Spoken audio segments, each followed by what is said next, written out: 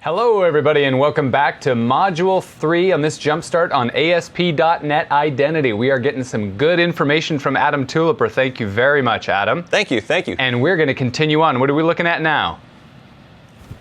Oh, we are going to that's talk what about we're looking at. external login providers is what we're going to talk about today. I think this is a fun topic. I really love getting out of just the first-party authentication and getting into the third-party. It's a new world, right? It is. 10 years ago, we didn't have any of this. Now you think about, wasn't here. Right? You want to log in to use your Facebook logins. We see that all the time. You're on a news site, and rather than having to register with a news site, you can just register with Twitter, Facebook, all these other services. So we're going to talk about how to use some of those services today.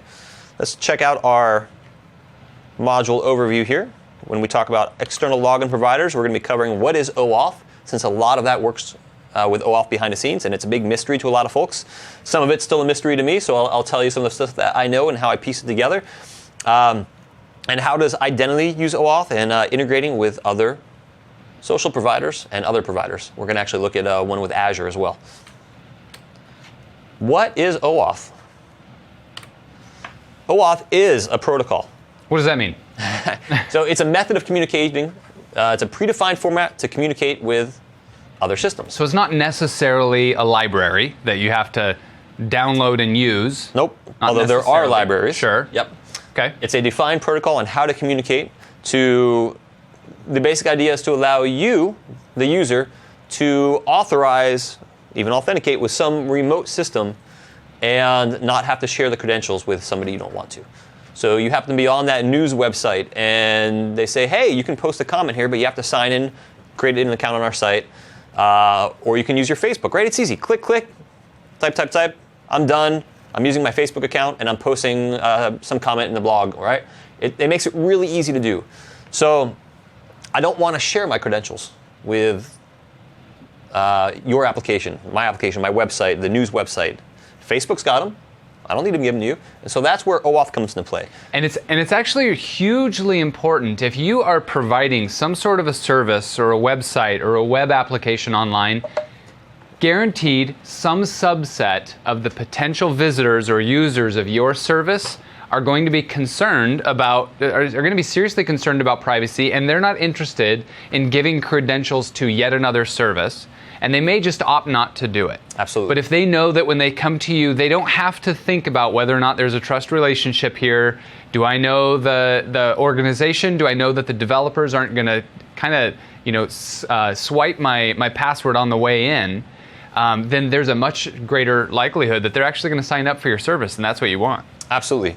So let's talk about then why you would use OAuth. You touch upon some of the reasons there, and it allows your application to easily accept other providers. So it's low friction, right? If you have a website and you want to accept other users on there, if they have yet another login to enter in, I use KeePass to store my logins, and it just grows and grows and grows because, I try to mix up my logins and passwords. And as everybody should do as a good security practice, you're all not sharing passwords and logins between websites, right? Right. The idea here is it uses an existing account. You don't have to provide credentials to the system that you want to use, the app you want to use. It could be a mobile app, it could be a website. So it allows your application, OAuth allows your app to request resources from some server. Let's say you want to go to Facebook and request some resources, and your application is going to request them on behalf of me. So you can say, we've all seen the systems you go on and you register for Facebook access. So let's say I go on to some news website again, as my example, and I want to register to leave comments on their blog. And I go ahead and I authenticate against Facebook, and it says, this application can read your Facebook profile. Yes. This application can have access to all your friends. Cancel. It allows you to see within a limited scope of what that application can do. And just because you allow that application doesn't give that application free reign, right? It has potentially a limited scope as to what it can access and can let you know what it can have access to. And that's one of the great things. You have more granularity as a user. Absolutely. Deciding what it is that you're going to allow. More granularity. And actually, if you're not using third-party authentication and you're going directly to the service, you have none of that granularity. You've just authenticated with them, and everything that you give them is available to them, your email address or whatever. When you go to this third party, you can say, I only want to use this as login. I only want to use Facebook, for instance, as my authentication means and not anything else. Yep, absolutely. I don't want you to have my credentials. Yeah. Leave me alone. Yeah. It's just easy too. It's a lot easier for the users, right? Virtually everybody has either a Facebook, Microsoft account, Google login, and they can just use those as opposed to having yet another system. So how does identity in ASP.NET use OAuth? Here's a basic flow of how OAuth works. Now, this isn't necessarily ASP.NET identity using OAuth. This is just how OAuth, the protocol, works. Is yes, that right? Yeah, good clarification there. So this is kind of as a high-level overview how ASP.NET works, but also how OAuth works from a high-level overview. Depending on the version, there's OAuth 1, OAuth 2, and you can actually break this down into 4 separate parties. But this is kind of a good high-level overview that makes it simple to understand. So, Jeremy, let's assume you are this suave-looking guy on the left here. Let me put my sunglasses on. Your sunglasses on, and you've got the beard growing. Let me grow a goatee. We should have all dressed like this guy today. So you go to a website. We'll call that the client application. That's this guy here in blue. And rather than having to give that application credentials, it in turn can go off to some service. We'll call that service here Facebook. Now there's a couple different reasons for that. One, you might just want to authenticate with your client application, and that's it. You don't ever want to access Facebook, technically. You just want to use it as a login. That's one scenario.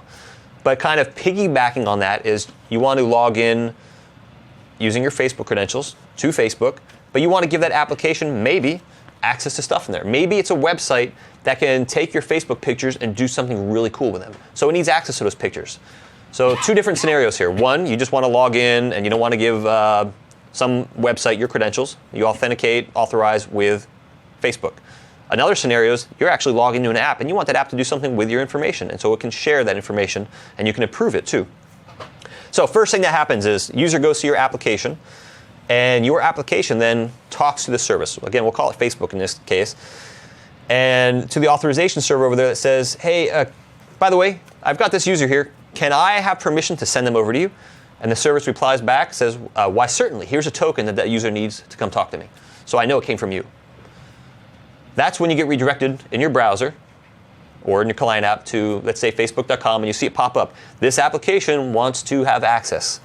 So the user is essentially going right to the provider. They're no longer in your application anymore. Their browser, let's assume it's the browser here since we're talking ASP.NET.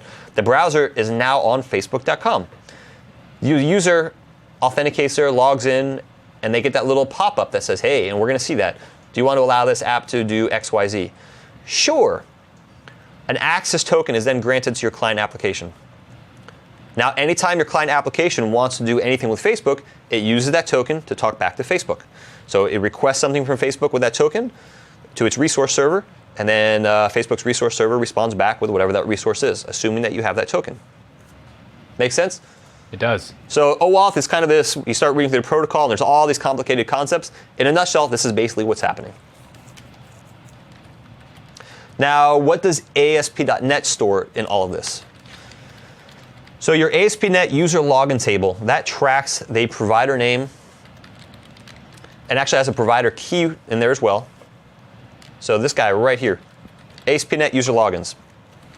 You have your login provider, and that is a key. I'm sorry, that could be like Facebook, Google, and then you have a provider key, which is some number that represents that provider, and your user ID, of course. And that links you to ASP.NET users. So notice here, there is a link to a local system. What's happening here is your Facebook token is not actually stored, but you do get some information that's stored about your user account here. Again, we are not storing that Facebook token, and also we are not storing any kind of password for you. The key is that ASP.NET user logins table. All right, let's look at integrating with other providers here. So out of the box in ASP.NET Identity, you get integration with a Microsoft account, which uses OAuth 2.0. You can integrate with a Google account, a Facebook account, and Twitter. Those are all out of the box. You can integrate with Azure Active Directory. Then that is a slightly different process because it's actually a little bit easier too, and we'll look at how to do that. And that uses OpenID Connect, which works on top of OAuth 2. So let's look at a demo of adding a Facebook login. So let's open up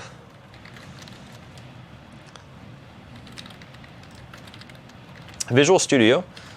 We'll create a new project. We'll do this all from scratch.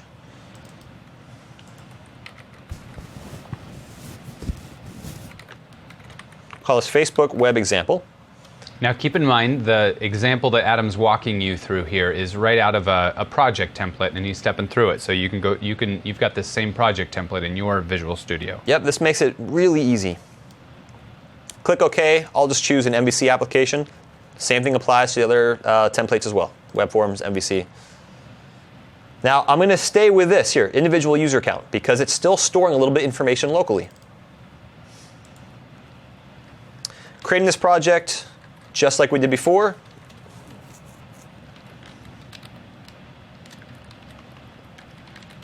All right, there we go. Now again, remember I mentioned earlier you need to run your application, so essentially this database here gets populated. Notice we don't have a database here. Let me F5 and run this. And I'm just going to register a regular user account. So as it stands right now, this is just the same template that we've looked at before.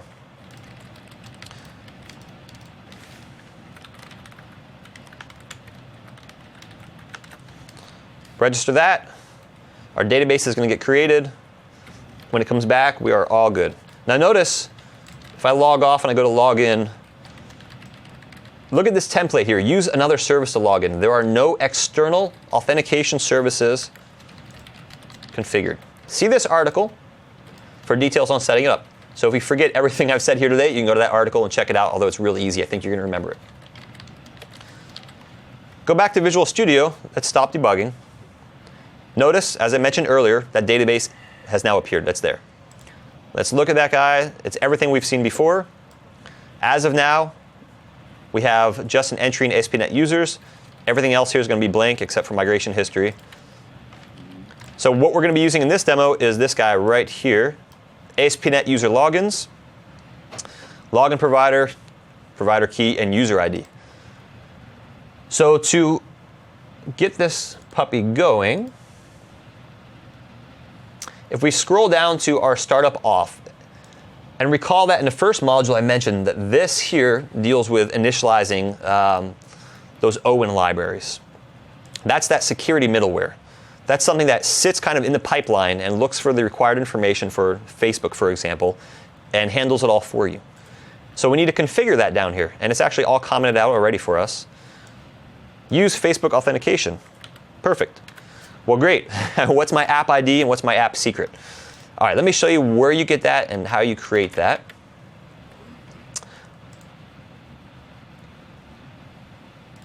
Going over to, let me close some of these out. Facebook.com. I've logged in with my account, and here's some of my applications here. And I do realize that I'm showing you my application secret, which is typically a no-no. However, I'm just dealing with just a local host site here. So you create a new app on Facebook. I've got 3 on here just for demos. So you add a new app and you fill out some details. What's the name of the app? Contact email. And what's your URL? Now, because I'm testing this locally, notice I'm just using a local host URL. So clearly, if this is a production website, you would use www.jeremy'sawesomepictureapp.com, something like that. That domain probably exists. Somebody probably has it. Everything's taken nowadays. You create that, and this is what you're going to need. So this key, this app secret, we're going to come back over here and paste that in as our app secret. Our app ID, I'm going to copy that, come over here, paste that out here. I save that. Easy enough so far? Control S, F5.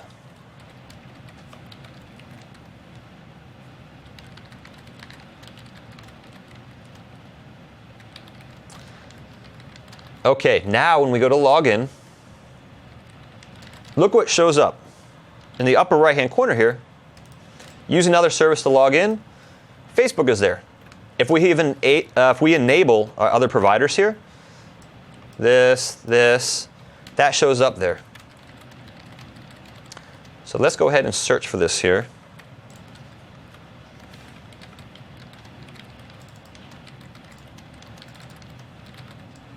And we can see that that code, so all I did here was I copied this out just so I could find where in my project that code is, use another service to log in.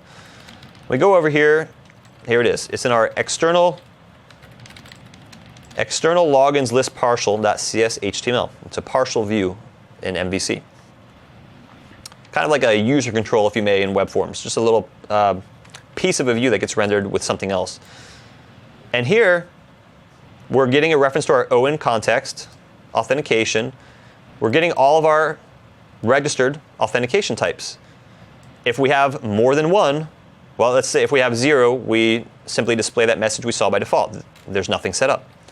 If we have more than 0, then we go ahead and we enumerate each one and list them out. Template code, that's actually already there in your project. It's disabled by default because we haven't registered this, so that's all disabled by default. So the template code is there. You just need to do this to get it to work. All right, so let's actually go ahead and register and see what happens. I'll F5 that again.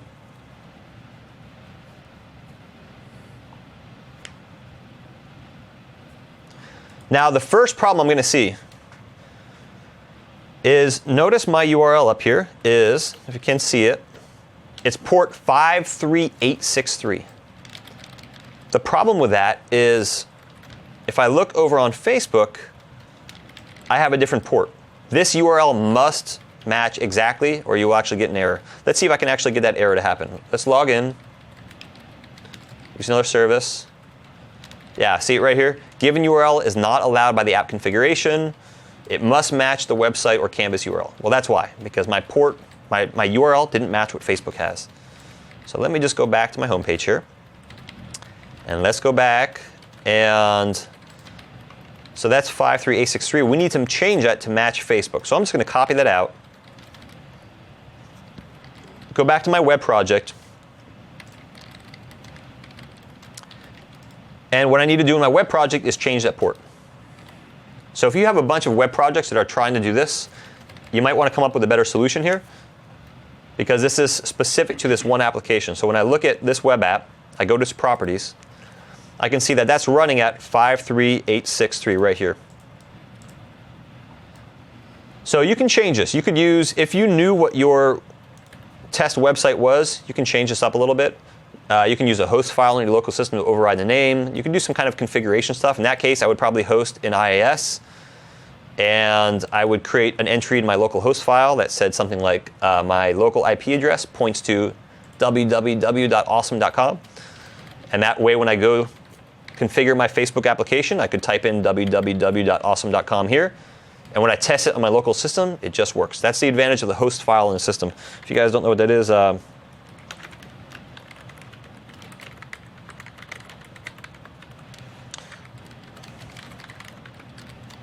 that's this guy right here. So that path, if you missed that, was Windows System 32 drivers etc hosts. And the host file, that's known to guys in the networking world for a long time. You can basically come over here and just say,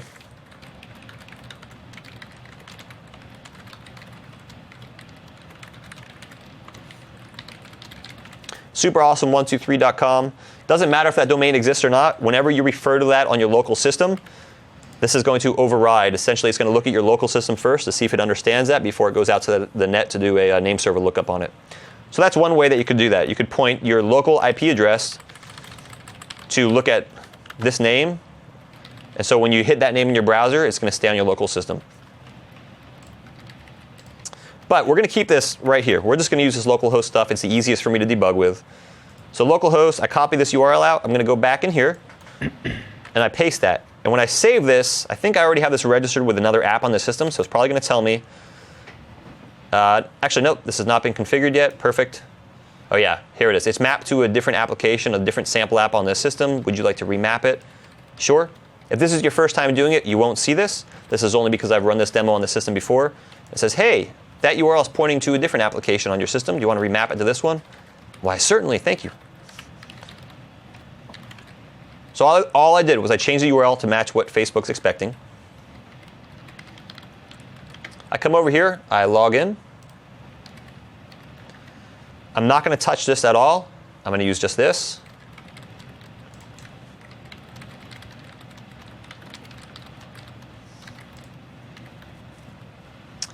Super Picture Bestie Friends site will receive the following info: your public profile.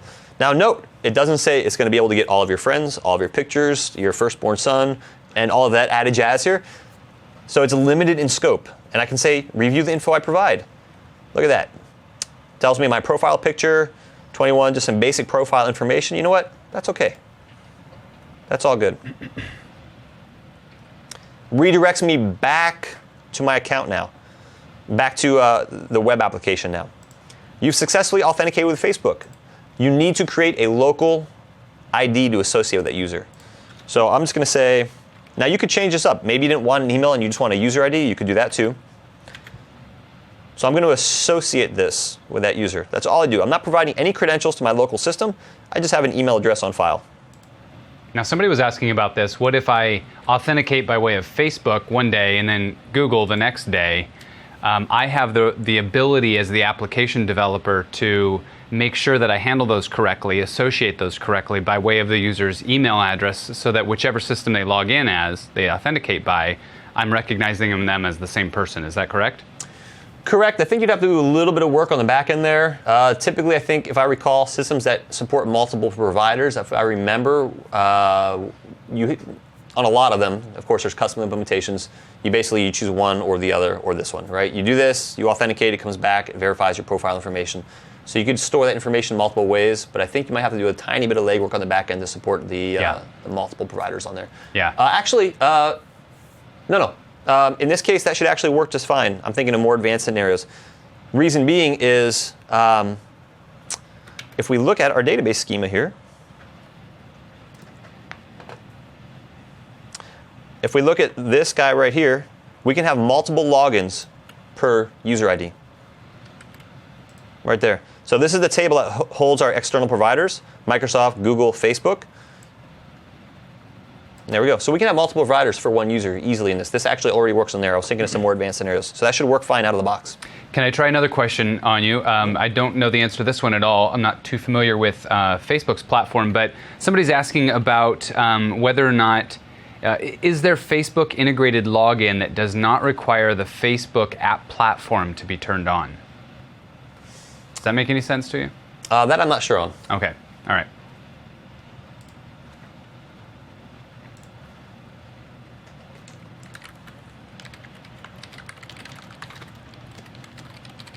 Let me authenticate again here. There we go. There's my email address. Log off. Now if I add any other providers into there, so let's check that out here. If I go back to my startup.auth, I'll just do something fake here.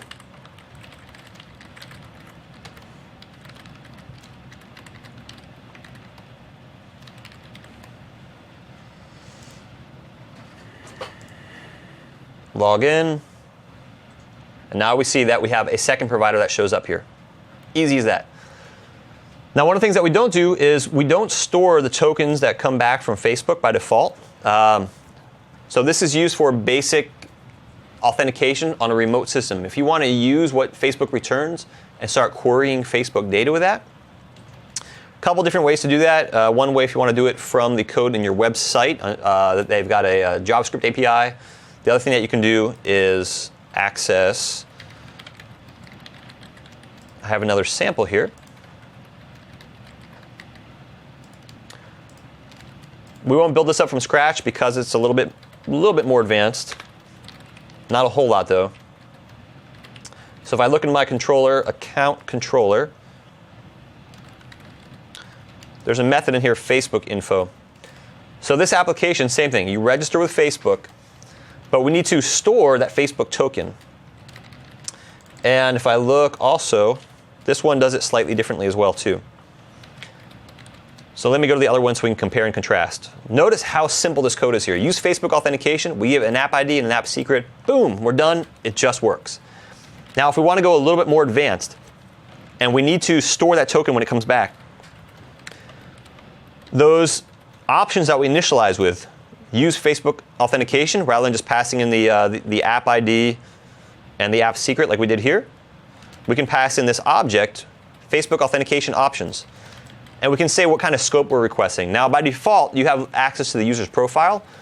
I think you also have access to, with the version 2 of their API, the friends that use this application. Not all of their friends. Facebook changed that with the second version of the API. You have access to what other friends use the same application that you're on right now. So you're saying here some kind of permissions that this application is using, your app ID, your app secret. The important part here is this callback right here. This gets called when Facebook essentially says you are authenticated. And here we are grabbing that Facebook token that's coming back, and we're storing that so we can use that later on to make additional requests against Facebook to get data. Why do I want to do that? For this demo, what I'm going to do is I'm going to authenticate with Facebook, and then I'm going to grab some of my profile information off of Facebook. So this is where I'm storing that token, and there's some integrated code here to store that in the database as well. Not just here, throughout this project. That's why I said I wasn't going to build this one up from scratch. Again, all of this code will be available, and this was a sample that I got off of the ASP.NET repository. They've got a bunch of great samples on there as well. Actually, this Facebook sample is on one of the team members' repositories, but I'll have a link up to that as well, and all of this source code you can check out. Now, let's look at the other thing here. The other magic was in our account controller class, Facebook info. We need that access token, and so all we're going to do is query for that access token. So we're looking at the user's claims. Remember, this is a claims-based system, so we are storing that token. Let's close out some of this. We are storing that token in the claims. A claim called, remember, it's a key value. The key is Facebook access token, and we're storing that access token coming back from Facebook. Here, we're using that token to make a request against Facebook, and we're using the API. This API, all I did was Tools, Package Manager Console. This was an install package Facebook. That's what gave me this SDK right here that we're looking at. So this code is not there in the default template. If I want to query against Facebook, then I install the Facebook NuGet package. Since that font might be a little smaller, let me increase that. Install-package Facebook. You don't have to put the capital A like I did. All right, so we've got this Facebook client, and we're giving it the access token. So that class is going to do the communication for us. Facebook has an API defined on their site. /me/feed, all of these different things. If I want my picture, I'm going to call this one. So I'm grabbing that information back from Facebook, my name, my locale, my last profile updated time, and my picture URL. And I'm just going to return that to a web page, to a view, so I can see it. So let's see what happens with this. Let me make sure I'm running on the same port. 62054, and Facebook required 62098. I can actually just do this, 54. I can change it on the Facebook side too. All right, let's go ahead and run this.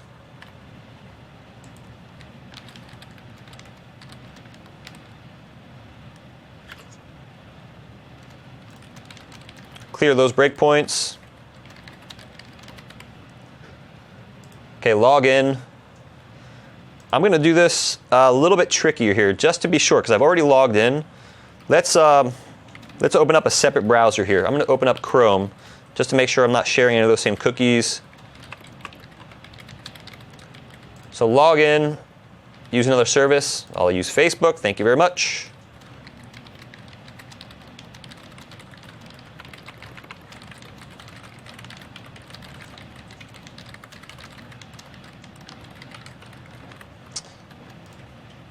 Okay. This will receive the following information. We saw that already. Okay. Now here we go. We're adding that claim back. This is what Facebook replies back with, this big access token here. And that's needed for future requests to Facebook resources. Clear all my breakpoints. There we go. We successfully authenticated. Please use a username. And we'll just call this, just for giggles here, Adam Tuliper 5. Got a lot of breakpoints in this project. Perfect. Now this guy up here, Facebook info, that was that method we were looking at, where I query using that Facebook NuGet package. Step through this, that was the code we just looked at, where we just referenced Facebook's API. We get some data that comes back. We've populated that into here, our locale. Let's open that again here. We've got our locale, our name, the picture URL, the updated time. And let's see what that looks like. There we go. Oh, the layout's a little bit messed up here. I've got to fix that. But you get the idea. I brought back my name, the locale, which is a little overlapping here, but we saw that data all come back here. If I refresh that page, step over that, we can see all that data here. So the data is all correct, even though my web layout was a little messed up. Simple as that. So that is how we integrate with one, a social provider, and secondly, how we can take that one step further, get the access token, and then use that in the future for requesting resources from Facebook on behalf of that user. All right, next. Jeremy, this is one of my favorite demos because it uses Azure. Azure as a cloud platform, I think, is amazing. I think we do releases of features on there every 3 weeks now. It's growing. Always changing. It's always changing, it's always awesome. growing. And there have been a lot of questions in the chat room, so your timing is excellent. Yes. All right. So what we're going to talk about here is using single sign-on in a web application. I've seen many organizations. I've worked at many organizations where you have all these different little islands, all these applications, and they all have their own little SQL databases everywhere. Some might share one database that's multi-tenant, in other words, supports different applications, different companies, different users, etc. But single sign-on is great because you can point it to some other area, and that handles all of the credentials for you, and then you can sign in once, have access to a bunch of apps, or again, like I mentioned earlier, you can use those same credentials to access multiple applications without having to share them with the application itself. So in this case, we're going to keep credentials stored in Azure. Azure is going to use its Active Directory there to know all about those users, and our application will just query that. And we can actually create another web application that queries that same data, and another one, another one. We can create 10 web applications probably really fast that all look at that Azure data and all provide the same user experience to log in. So let's check that out, shall we?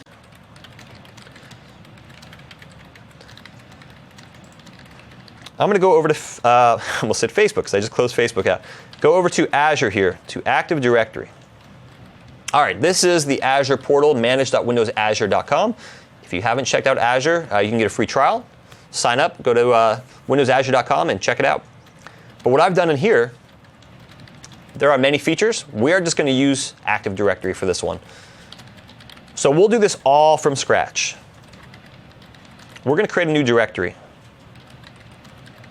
And we can see that's the default there. We're going to create a new directory.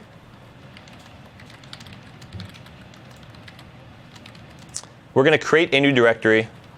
The name, and I'm going to write this all down as I do this, super new directory.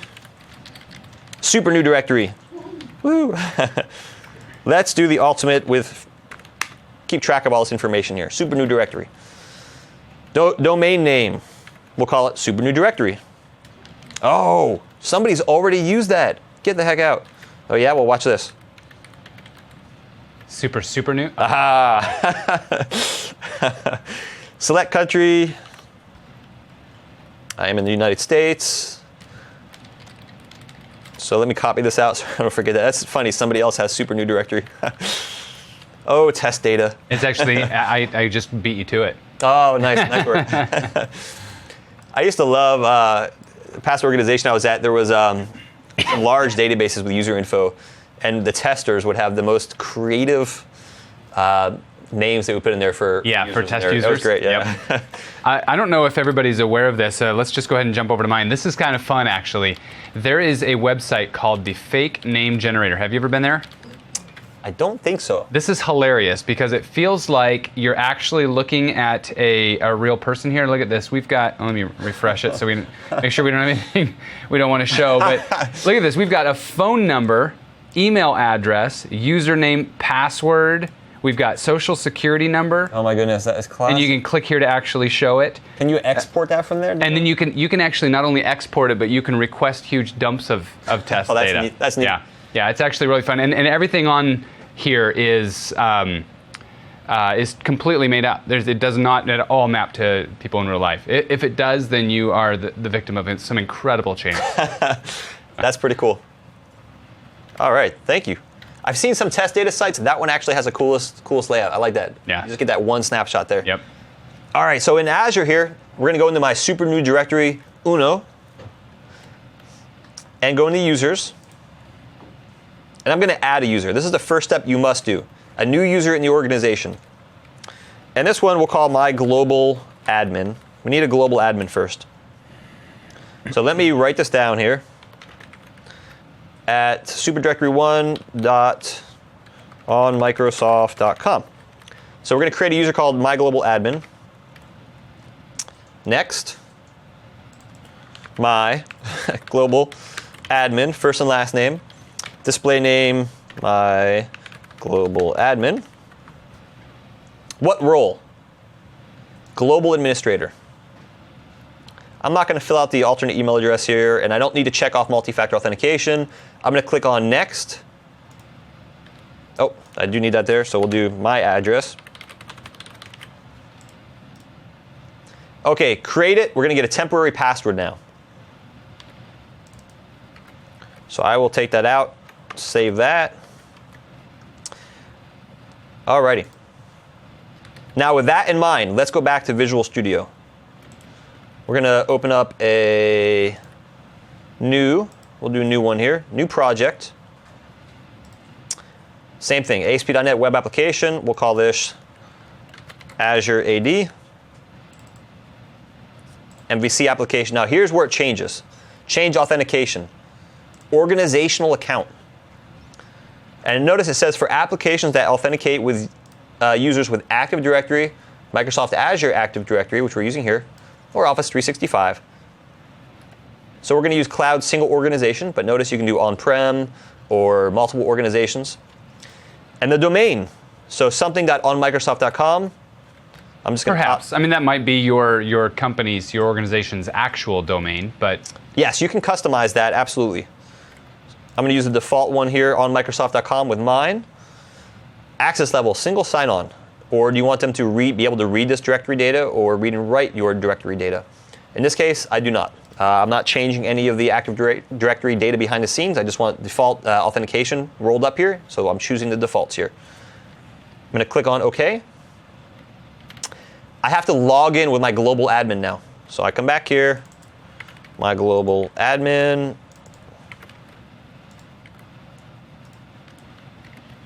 Oops, so it's my global admin at my directory name.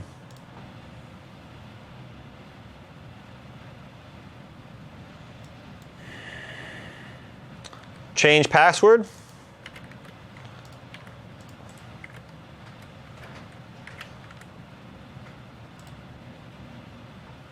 Alrighty, please re-enter that password here. There we go.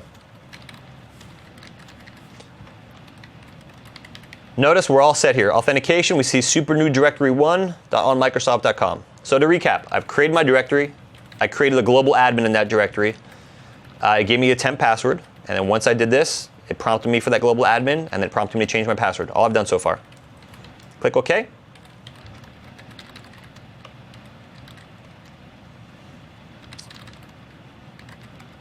Voila. There we have it. All right. Simple as that. We created our template here. Let's go ahead and run this.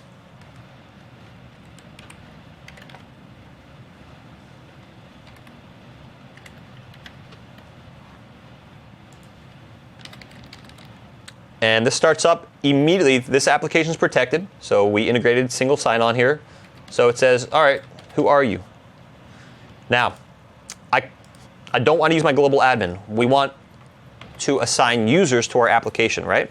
The global admin is a global admin. This is not a regular user. So I'm going to go back to Azure here and create a user. So we're going to say add user, new user in my org. We're going to call him Jeremy.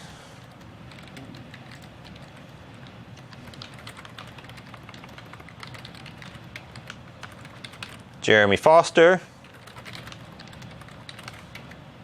He's a user. And again, we get that temporary password.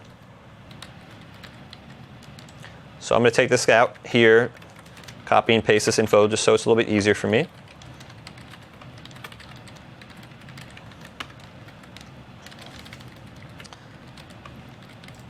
Alrighty.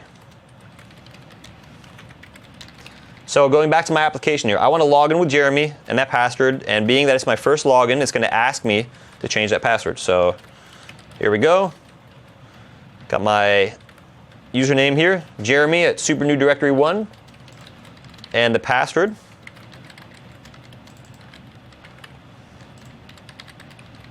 Change password, there's my old password, my new one, I'll throw a 1 on the end, make it easy.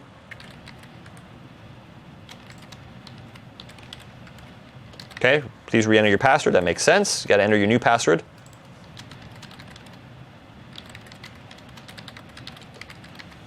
And did I stop my application? I did. So this actually came back to my application, but I had stopped my application. So let's refresh this again.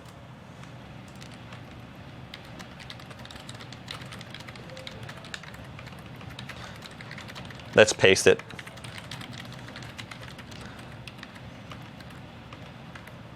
Okay, Jeremy, and we need your new password, which was this with a 1 on it.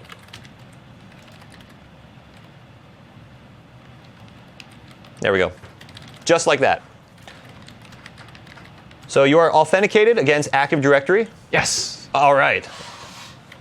Now let's look at your application here. This is different. This is not the same sort of layout that you get with the typical identity in ASP.NET. One could even argue that this fits in as kind of an overall umbrella for authentication in your application outside of identity. This uses these tables here. So there is something to note that if you are going to migrate this application up to the cloud, when you migrate this, you actually will need to select a database in the cloud to migrate this to. And you can do that when you publish your project. You can specify your database options and all that to publish to the cloud. Just one thing to be aware of, there's a little bit of information that's stored locally here. And that information, this does need to get replicated if you happen to host in the cloud. And it does require a database just to track a little bit of this local information.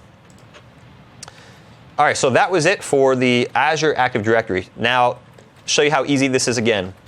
I want to create a brand new web application. Let's create another one. A new project. We'll call this Azure AD 2.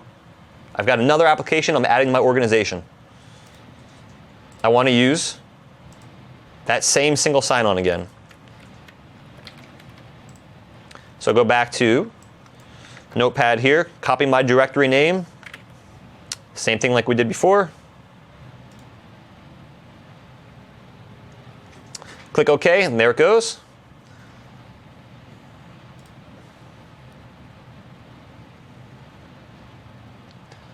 And voila, we have our project. We debug our project. Again, brand new web project, second web project pointing to that same Active Directory up in Azure. Use another account. We're going to use Jeremy's account here. And your password.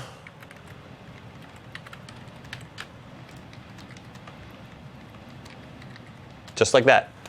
So in under like a minute here, I brought up a whole new web application that is authenticating against your application that's up there in the cloud. Now let me make Active Directory in the cloud, I should say. Yeah. Let me make one thing clear for folks based on some questions. When you're doing authentication against Active Directory in the cloud, Azure Active Directory, a likely scenario, not a necessary scenario, but a very likely scenario is that you're dealing with a corporation who already has an on-premise authentication solution. They have Microsoft's Active Directory installed, which is very popular. And they have a bunch of users and groups defined in Active Directory, and that's what they're authenticating against. Well, what you do here is you go ahead and set up your Azure Active Directory. You do a one-time synchronization of all of those users, and then kind of an ongoing live synchronization, a live connection between the two, such that when the IT guy adds Joe, the new employee, he gets synchronized up into Azure Active Directory, and he's now Joe in Azure Active Directory, and we can authenticate against that user account, again, by way of one of these modern scenarios like Twitter or Facebook or something like that. So a pretty cool story because it keeps these two in sync, whereas before they were kind of locked in behind the firewall of the company for good reason. Absolutely. Make sense so far? I think so. The Azure, I think, is my favorite part because it's so easy just to spin it up, and then you have all your applications pointing to that one and authenticating against it. It makes it really, really simple. And by the way, the first tier of Azure Active Directory, you can just go sign up for. Like, go get yourself the free Azure subscription in general, and then you can go create yourself an Azure Active Directory and just start playing with that. There's no charge for it. Very cool. Well, should we go ahead and take a meal break? we should. I actually hear my stomach growling a little bit over here. Yeah, me too. I'm looking forward to it. I hope you guys are too. So we'll see you back in about an hour. See you back in.